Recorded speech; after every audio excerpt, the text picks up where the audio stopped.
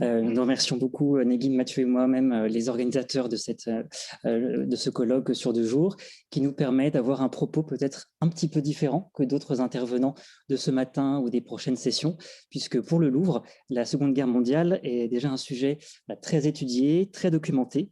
Cela vient sans doute du statut du musée, de ses collections, ainsi que de la circulation de ses œuvres dans différents dépôts, qui en ont fait un symbole de cette page muséale de notre histoire. Dès septembre 1939, en effet, la presse était présente et a suivi les opérations d'évacuation, leur conférant alors un statut d'actualité et d'information. Alors, depuis quelques années maintenant, avec l'éloignement du temps, et non sans lien avec l'apparition des mémoires et souvenirs de nombreux acteurs qui ont été déjà mentionnés, Germain Bazin, René Huyghe, Lucie Mazoric, que vous évoquiez tout à l'heure, Pierre Chaumer ou encore Rose Valland, pour n'en citer que quelques-uns. Ce sujet a fait l'objet de beaucoup de recherches, d'études qui ont permis l'exploitation des sources archivistiques, au premier rang desquelles, parmi celles que vous citiez à l'instant, les fonds des musées nationaux, de l'Agence de l'architecture du Louvre, mais aussi des Beaux-Arts et de l'instruction publique. Alors, au Louvre, donc cela reste un sujet de recherche de fond, de recherche permanent, marqué par les travaux menés par Isabelle Mann de Chermont, Catherine Granger, Guillaume Fontenelle, notamment autour de l'exposition de 2019, exposition d'une soixantaine de photographies, et de la publication en 2016 de l'histoire du Louvre en 3 volumes. Donc aujourd'hui, notre double propos se présente comme une synthèse brossée à grands traits sur la protection des œuvres et du palais. Elle se milite volontairement au périmètre même du Louvre, sans aborder la question des dépôts, dont certains seront évoqués demain, ni celle, bien sûr, des réseaux de résistance, ni la question des spoliations et recherches de provenance. En revanche, la présentation par Negin Mathieu d'une source nouvelle rappellera que la recherche se poursuit et permet de mieux connaître la protection et son quotidien au musée du Louvre. Alors, si le 28 août 1939 assume à elle seule la charge symbolique du début de l'évacuation du Louvre avec le départ de la Joconde, cette date correspond au lancement d'opérations de protection qui ont été préparées de longue date depuis 7 ans. Donc, dans une Europe marquée par la Première Guerre mondiale, dans le contexte des réflexions conduites sous l'égide de l'Office international des musées, face à la préoccupation internationale, un programme de mise à l'abri devait être mis en œuvre loin des possibles théâtres militaires. Et la récente expérience espagnole de l'évacuation du Prado confirme pour le Louvre que des opérations d'envergure peuvent réussir. Dès 1932, une lettre circulaire d'Henri Verne, directeur des musées nationaux, paraît sur la rédaction de premières listes prioritaires d'évacuation. 4 ans plus tard, le personnel du musée doit transmettre ces mensurations en vue de commander des masques à gaz. En septembre 1938, lors de la crise des Sudètes, face à l'imminence d'un conflit, un plan d'évacuation est mis sur pied au Louvre en 3 semaines, autour de Georges Huysmans, directeur des Beaux-Arts. Parmi les chefs-d'œuvre, les premiers convois comptent la Joconde, les trésors de la galerie d'Apollon ou encore le pèlerinage à l'île de Cythère, qui quittent le Louvre, mais reviennent peu après la signature des accords de Munich. L'expérience qui est menée cet automne-là conduit à envisager cette fois-ci une organisation plus solide et des préparatifs détaillés durant plusieurs mois en 1939. Il faut noter que c'est le plus grand mouvement d'œuvre à prévoir depuis le musée Napoléon de Dominique Vivant-Denon. Les questions à résoudre sont multiples, au premier rang desquelles le choix des œuvres à évacuer. Si les œuvres les plus fragiles doivent rester sur place, les chefs-d'œuvre, eux, doivent partir, tandis qu'une sélection représentative doit assurer une vision cohérente des collections. Pour le département des peintures, une grande partie des collections doivent quitter le palais, les autres restant entreposées sous l'escalier d'Aru.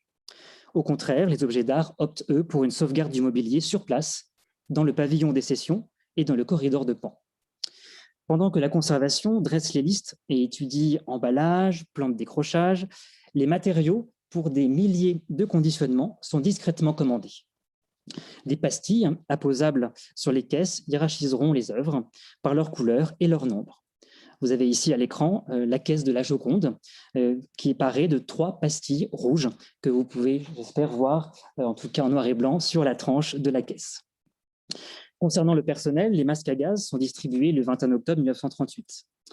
Pour le personnel également, mais avec des incidences sur le bâtiment, Henri Verne et l'architecte en chef du Louvre, Albert Ferrand, organisent la défense passive, notamment par le chantier d'abris aériens.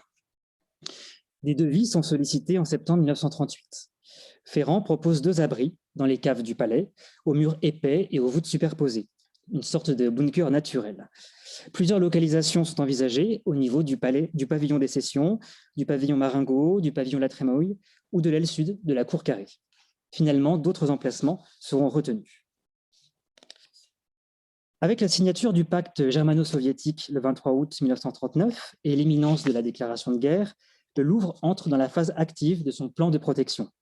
Le musée ferme ses portes le 25 août et le personnel en congé est rappelé par télégramme.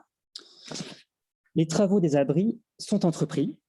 La crypte Saint-Louis est rapidement aménagée pour accueillir les élèves de l'école du Louvre à partir de décembre 1939. Et durant le même hiver, la construction d'un bunker neuf sous le jardin de l'Infante est entreprise dans l'angle de la petite galerie et du pavillon du roi.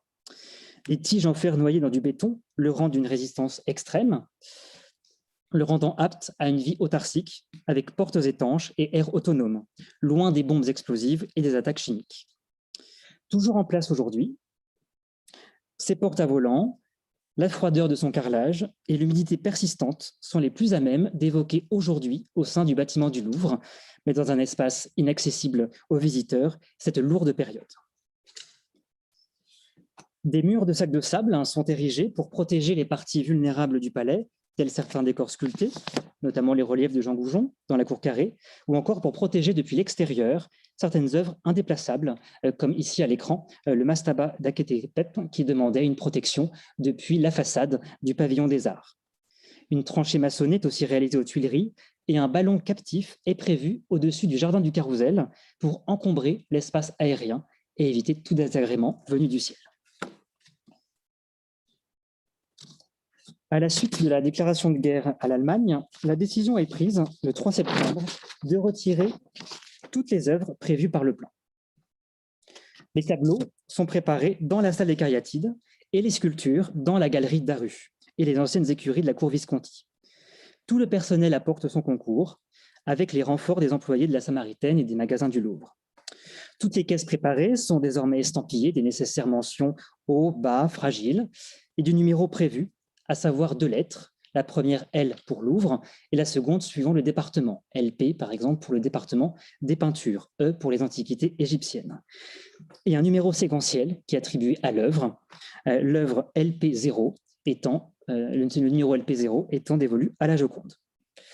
Les listes de colisage sont dactylographiées. En revanche, certaines œuvres colossales demandent un surcroît de moyens, telle la Victoire de Samothrace et la Vénus de Milo. Vous avez quelques exemples à l'écran qui accompagnent le propos. Et ici, cette très belle photographie de la Venise de Milo, dite encordée. Durant le dernier quadrimestre 1939, 37 convois quittent Paris vers les dépôts choisis en province. Chaque convoi compte entre 5 et 8 camions, avec la contribution à nouveau des grands magasins et de la Comédie Française. Ce sont ainsi 3691 peintures, pour vous donner l'exemple du département des peintures, qui prennent la route. Parmi ces œuvres, vous avez notamment Apollon, vainqueur du serpent Python, d'Eugène Delacroix, qui a été démarouflé du plafond de la petite galerie à la demande de René Huyghe. J'attire votre attention sur la vue qui est à l'écran. Vous voyez également sur la façade du palais, de la cour carrée, vous avez donc des échafaudages métalliques, ainsi qu'avec une élévation métallique jusqu'à la toiture, puisque nous sommes dans ces années-là toujours dans le cadre des travaux du plan Verne, qui sont donc arrêtés par la Seconde Guerre mondiale. Et on retrouvera les mêmes échafaudages sur des photographies de la Libération. L'évacuation, aussi méticuleusement préparée qu'excellemment réussie, est suivie par la presse, à une époque qui s'intéresse désormais pleinement au reportage photographique et où les publications dans les journaux multiplient les portfolios. Ainsi, l'illustration du 16 septembre 1939 consacre un reportage complet du photographe Noël Le Boyer, qui le premier s'intéresse aux espaces vidés, à l'organisation et aux rapports nouveaux donnés par les œuvres en mouvement. Simultanément est diffusé au cinéma un film d'actualité, La guerre, qui retrace la marche vers la guerre, justement, pardonnez-moi. Sur ces 13 minutes, 15 secondes sont consacrées au Louvre et livrent un rare document d'archives audiovisuelles sur le déménagement des œuvres du musée. Mais en parallèle de l'évocation elle-même, certaines collections, pastels et objets d'art rejoignent les coffres de la Banque de France, tandis que d'autres demeurent sur place. Pour cette question de la protection des œuvres sur place et de la vie quotidienne du musée, je cède la parole à Négine Mathieu. Merci Vivien. Alors, la mise en place de ce plan de protection, comme l'a dit Vivien, était préparée depuis longtemps et l'enchaînement rapide des actions qui a permis de mettre à l'abri l'ensemble des œuvres les plus importantes du musée se lit très bien donc dans ces reportages photographiques qui ont été envisagés, comme le rappelait Catherine Granger dès le départ. Mais il y a une source inédite, complémentaire, qui vient compléter ce regard et peut-être lui apporter un peu différent. J'ai en effet pu trouver au sein de la documentation des antiquités grecques, étrusques et romaines un petit carnet que j'ai identifié récemment. Vous avez ici sa première page, comme le journal de bord d'un conservateur, Pierre de Vambèze, pendant la guerre. Françoise Gauthier, Cécile Géroard, directrice du département, Isabelle Asselin, conservatrice responsable de la documentation, et Alain Pasquier, un ancien directeur, ont permis par leur accord et leur aide que je vous présente aujourd'hui. Il s'agit donc d'un petit carnet noir où Pierre de Vambèze va consigner jour après jour les actions de sa journée et les projets qu'il mène au quotidien.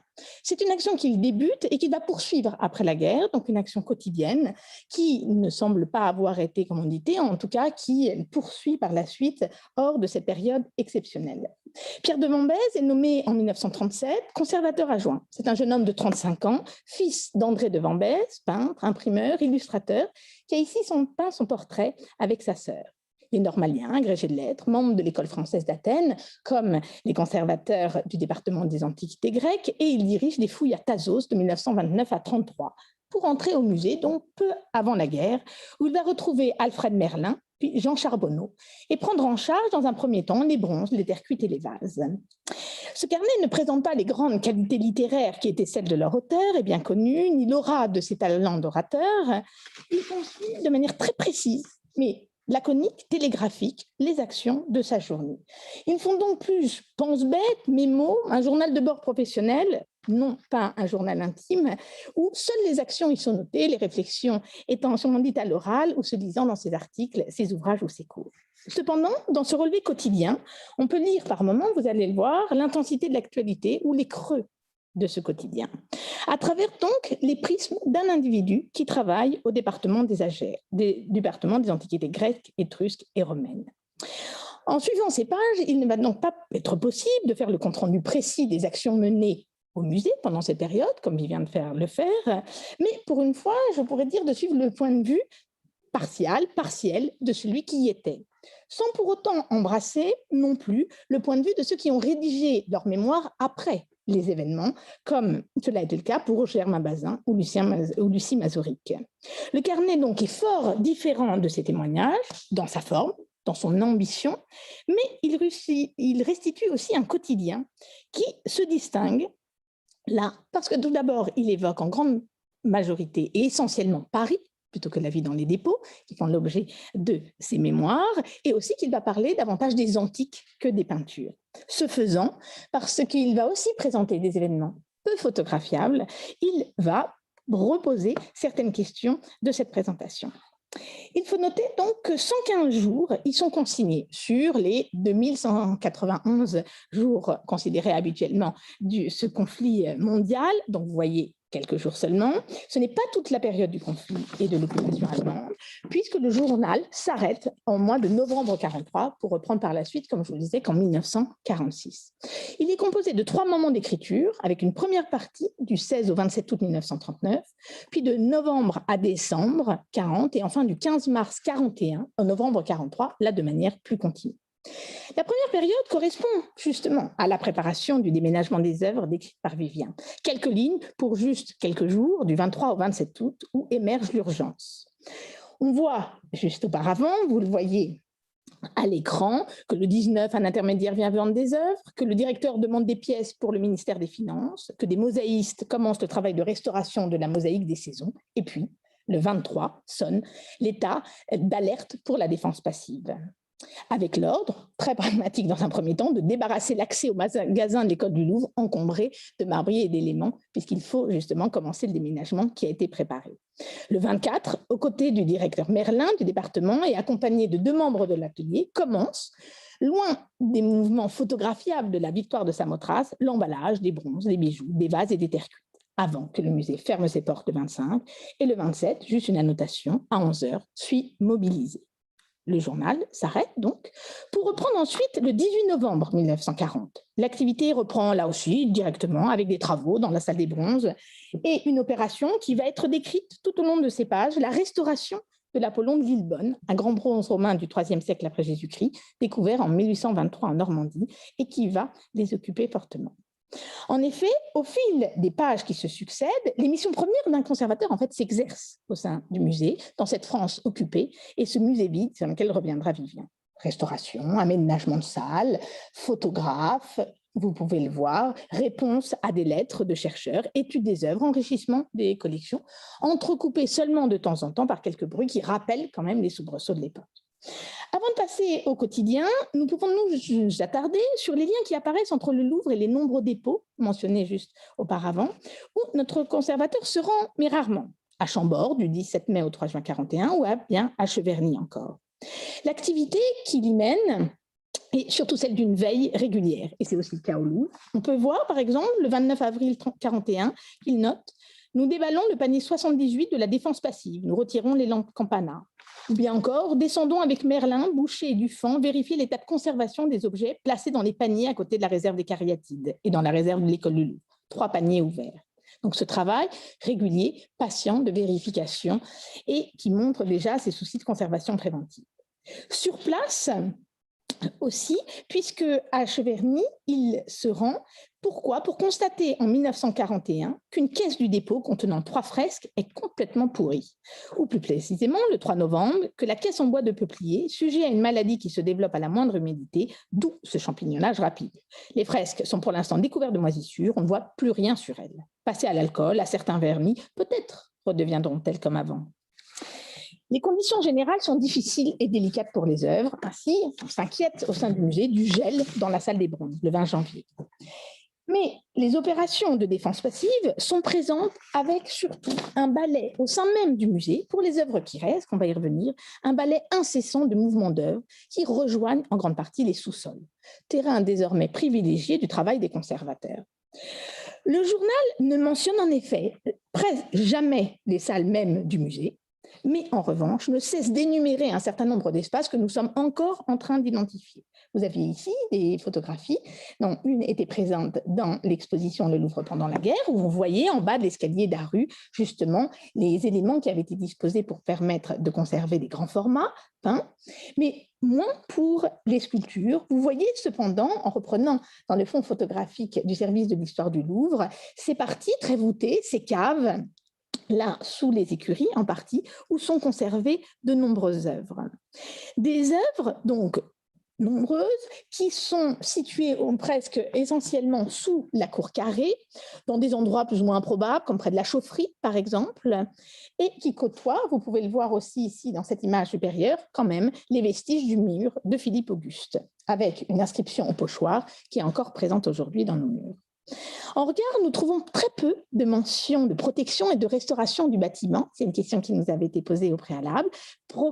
Sujet de recherche probablement qu'il va falloir creuser, mais qui n'apparaît pas du tout dans ce cahier d'un conservateur d'un département. Les architectes Ferrand, puis ensuite Hafner, en 1943, aident à la conservation des œuvres. Ils ont entrepris quelques travaux aussi au sein même du musée. Et donc, cet arrêt des travaux verts, en fait, est à revoir aussi, sans qu'on sache encore, sans que je sache précisément encore s'il s'agit de protection ou d'un projet qui continue. Par exemple, on va le revoir dans la rotonde d'Apollon, ces lieux de circulation qui ont été particulièrement investis par le plan Verne. Alors, les opérations prennent cependant une autre ampleur en 1943.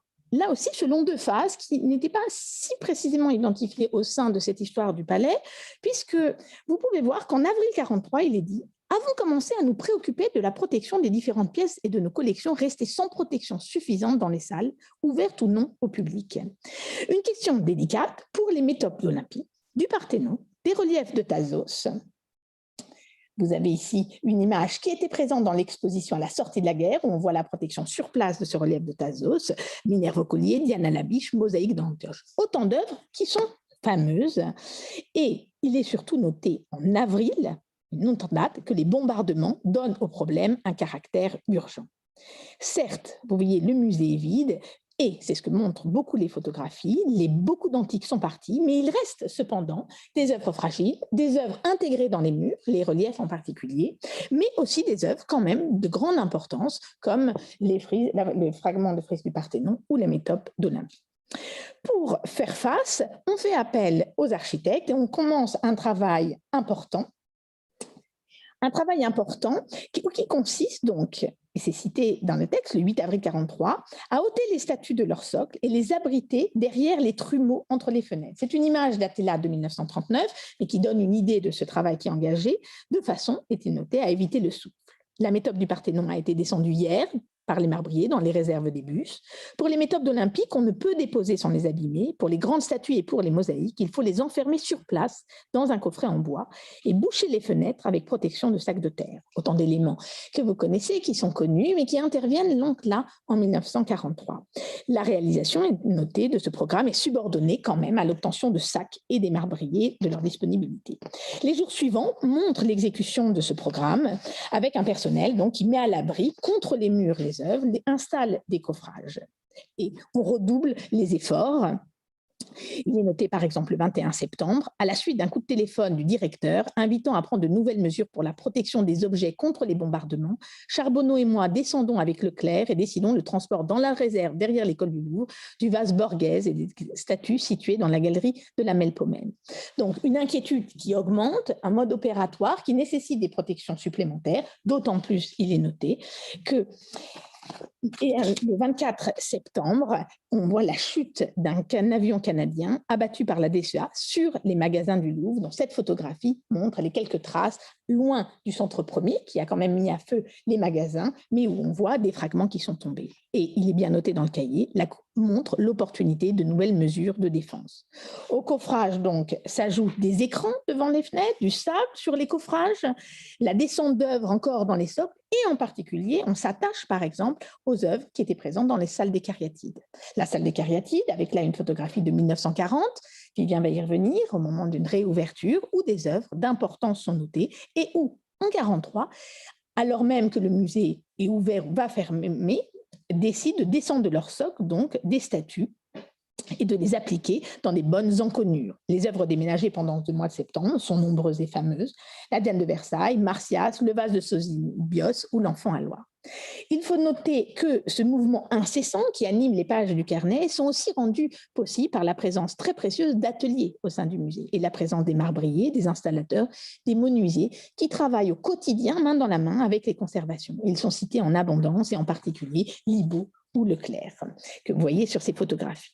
Une fois les œuvres mises à l'abri, d'autres activités prennent le dessus et les conservateurs exercent, même en ces temps complexes, leur mission quand ils sont pas eux-mêmes. Elle nécessiterait une analyse à part et je vais abréger mon propos, mais juste pour les mentionner de manière à donner un tableau qui ne soit pas trop incomplet. Tout d'abord, le rangement des réserves et le moment d'un classement aussi, mentionné par exemple pour la galerie épigraphique, avec un classement géographique qui est entamé.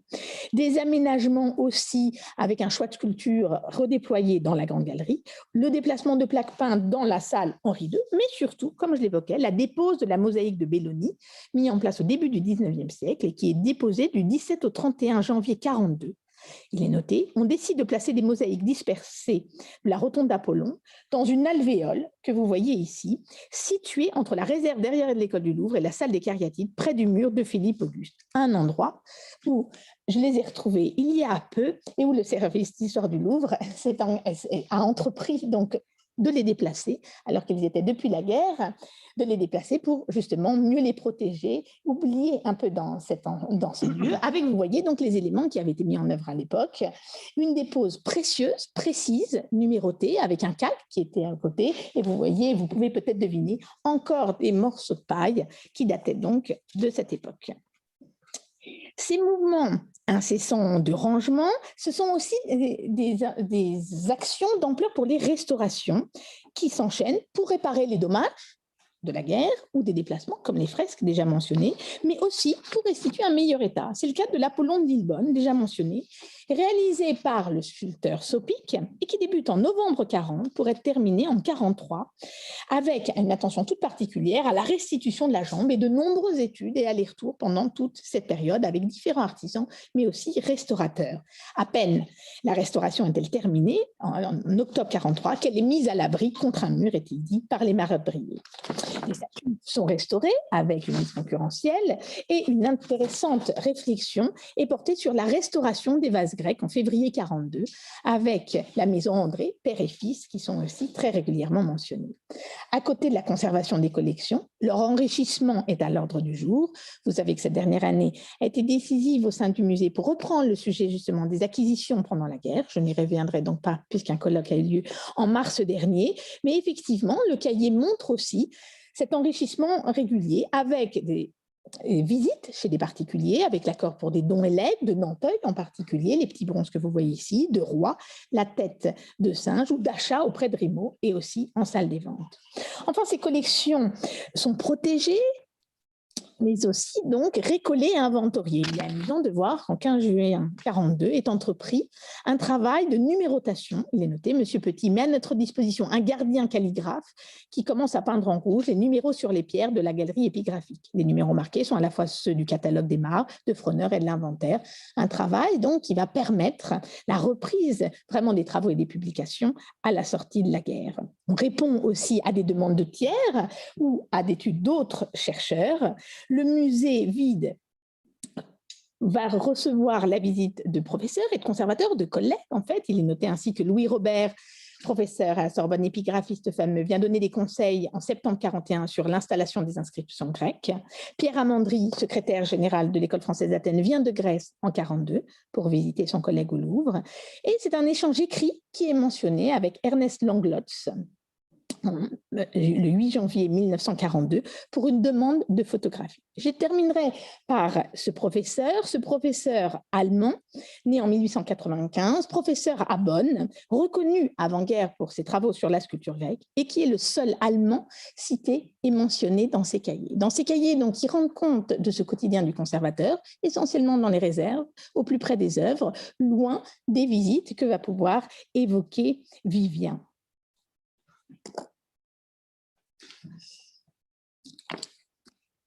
Donc, remontons des réserves pour retourner dans les salles même du musée. Et voici comment le musée, en 1945, avait défini sa propre vie. Les tableaux, les sculptures et les objets d'art ont quitté la capitale. Le Louvre devient un musée du vide. Les cadres béants, les socles solitaires restent les seuls vestiges de ce qui fut le plus grand musée du monde. Donc, c'est donc les propres termes employés par le musée pour son exposition de 1945, sur laquelle nous reviendrons en conclusion. Mais après un an de fermeture, à la demande des autorités allemandes, le musée doit rouvrir le 29 septembre 1940 et le 1er octobre pour le public, avec des horaires très réduits, puisqu'il n'est ouvert que les mardis, jeudis et samedis de 11h à 16h et le dimanche de 10h à midi. Jacques Jaujard, directeur des musées nationaux, obtient de maintenir dans leur dépôt les œuvres qui avaient été évacuées. Une grande partie des murs en sac de sable, que nous avons vu tout à l'heure, sont retirés.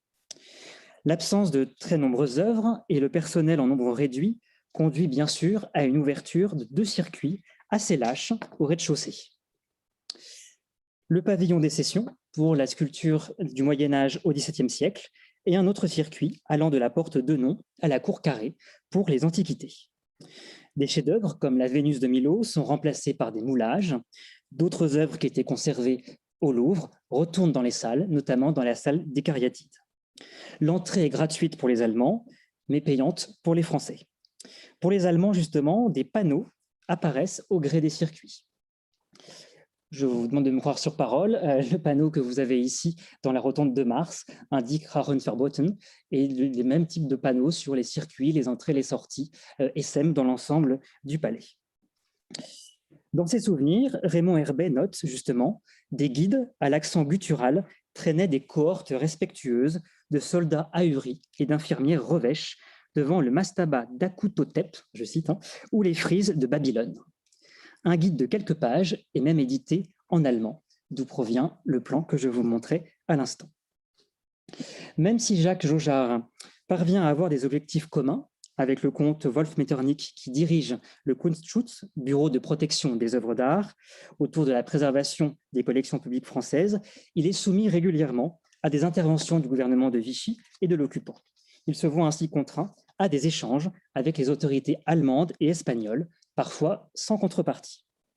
Une partie du musée, donc celle que vous voyez ici à l'écran en grisé, est également dévolue aux travaux de l'Einsatzstab Achleiter Rosenberg, ERR, qui réquisitionne au rez-de-chaussée de l'aile ouest de la cour carrée, donc l'aile Le Mercier, d'anciennes salles du département des sculptures, non encore affectées à celui des antiquités orientales. C'est là que prend place le séquestre du Louvre, commun aux espaces du Jeu de Paume, et que transitent tous les biens confisqués avant leur transfert vers le Reich. C'est une réelle enclave allemande au sein du musée. Personne au Louvre n'y avait accès. Si le Louvre en lui-même est menacé à 2 reprises, c'est accidentellement. En 1943, une douille d'obus traverse la verrière de la cour du Sphinx.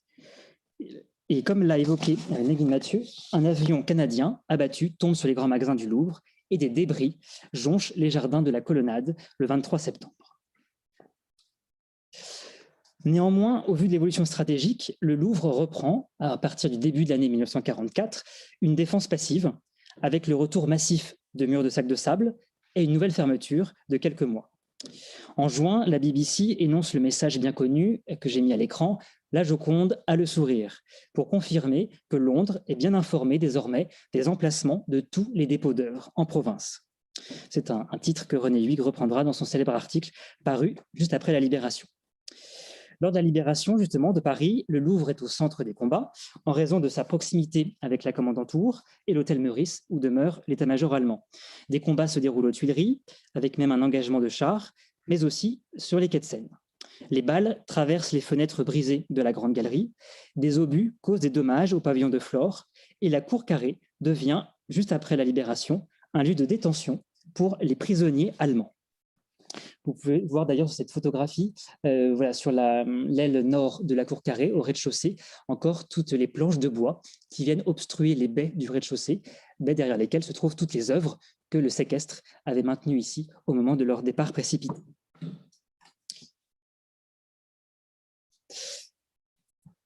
Donc le musée va pouvoir ouvrir progressivement. Les salles antiques rouvrent en octobre 1944, mais le retour des œuvres depuis leur dépôt ne peut avoir lieu qu'à partir de la capitulation allemande et débute le 7 juin 1945. Le 16 juin, après 6 ans d'absence, c'est la Joconde qui est de retour et qui arrive du château de Montagne.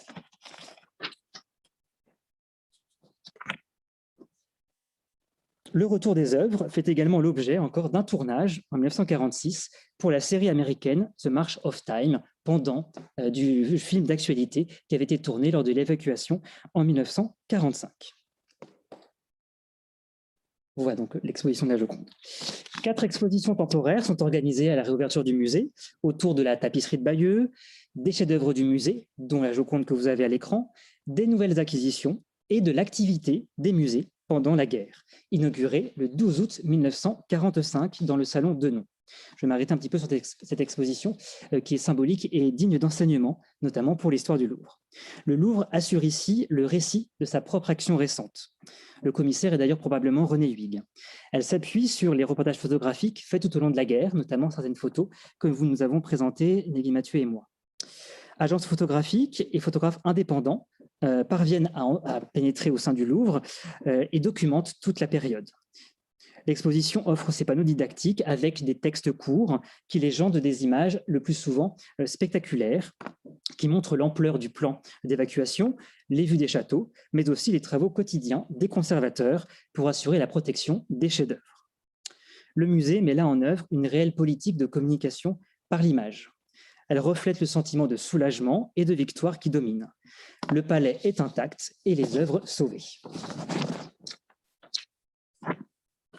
Directeurs et personnels ont rempli leur mission tout en réinventant en partie leur métier, jusque dans les pratiques muséales, comme l'a présenté Négine Mathieu, pour évoluer au fil des risques encourus et initier une culture de prévention. Le retour à la normale au Louvre ne survient en revanche qu'en octobre 1947, avec la fin des travaux de la Grande Galerie. Pour conclure, je souhaiterais tirer quelques petits enseignements, 75 ans après la fermeture de l'exposition de 1945 sur l'activité des musées. Son caractère d'événement d'actualité s'est mué désormais en sujet d'histoire.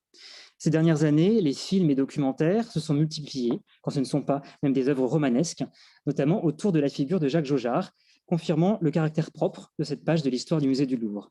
Et presque chaque année, le musée et le service de l'histoire du Louvre sont sollicités par des collectivités locales pour des expositions fixes ou itinérantes autour du Louvre en guerre et de l'itinérance des œuvres. Tandis que le Louvre renforce au sein aujourd'hui des départements et de la direction de la recherche des collections ses travaux sur les spoliations et les provenances, l'histoire du Louvre, pour sa part, souhaite maintenir l'attention portée par le musée sur cette période et répondre donc aux attentes constatées. Cela passe par la préservation de quelques témoins que nous avons présentés, tels l'abri anti-aérien et les pochoirs de signalisation que l'on retrouve dans les sous-sols du musée. Et en lien avec les départements, certaines caisses encore conservées, les caisses encore conservées, et puis, suite à la sollicitation régulière des collectivités locales, la préparation d'une exposition clé en main à leur proposer, avec si possible un volet numérique autour des photographies. Je terminerai par ces photographies dont la richesse et la qualité des collections conservées au Louvre, principalement à l'histoire du Louvre, révèlent combien ces clichés, d'abord informatifs puis documentaires, ont désormais le statut de source d'archives quand ce n'est pas celui d'œuvres d'art à part entière. Leur contexte de production, donc photographe amateur, indépendant, de presse ou de propagande, induit bien sûr un nécessaire décryptage. Et enfin, dans les réserves visitables du Louvre-Lens, l'histoire du Louvre prépare un parcours consacré donc à l'histoire du palais du musée. La Seconde Guerre mondiale y aura toute sa place. Demeurent encore de nombreuses pistes de recherche, par exemple autour de l'évolution de la présentation des collections, de la protection du palais ou sur le retour des œuvres. Et pour réellement terminer, je ne résiste pas à vous lire une citation parue dans une tribune dans le Figaro en août 1945 d'un journaliste qui était resté anonyme lors de l'édition du journal. Est-ce parce que nous savons que toutes choses peuvent à présent disparaître en un moment et qu'il n'y a plus de durée certaine, ni pour les beautés de ce monde, ni pour les chefs-d'œuvre des hommes, et qu'il était tant de visiteurs hier au Louvre? Peut-être. Si longtemps nous en fûmes privés. Soyons vrais. Le Louvre de nos 15 ans fut parfois une promenade lassante, au bout de laquelle nous mêlions les écoles, et dont nous ne gardions pour souvenir que des tableaux vedettes et des haltes harassées devant des toiles immenses. La cristallisation ne se fait que lentement, mais l'amour installé, quelle joie de revoir ce qu'on aime, ou de découvrir, dans le prolongement de ses préférences, des beautés nouvelles.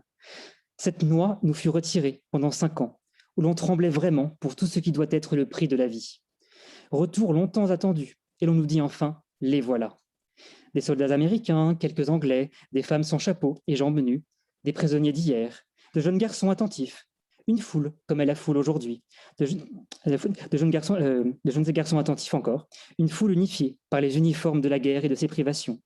Les quelques salles ouvertes étaient pleines de cette foule qui retrouvait ou découvrait, parmi la centaine à peine de tableaux exposés, quelques-unes des plus fameuses toiles du monde.